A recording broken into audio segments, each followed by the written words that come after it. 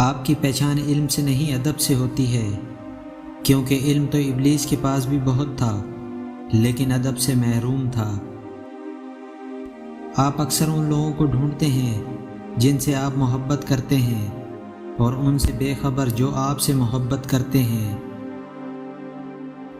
محبت ایک عبادت ہے، اگر جسم اسے خود غرضی کے بستر پر لے آئے تو ذبح ہو جاتی ہے۔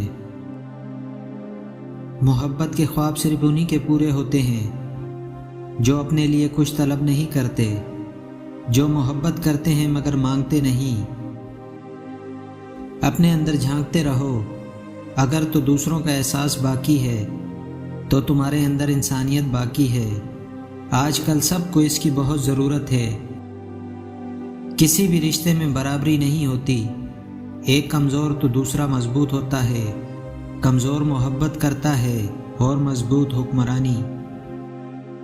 زندگی میں ایک وقت ایسا بھی آتا ہے جب نہ دن کی رونقیں متاثر کرتی ہیں نہ رات کی اداسیاں۔ اصلی دنیا کتابی دنیا سے بہت مختلف ہے۔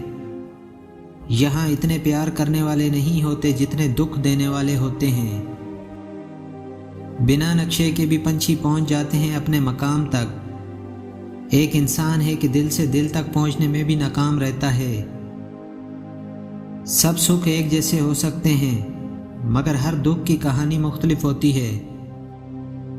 مسکراہٹ روح کا دروازہ کھول دیتی ہے، لیکن نفرتوں کے ہجوم میں ہم یہ بات بھی بھول گئے کہ کسی سے مسکرا کر بات کرنا بھی صدقہ ہے۔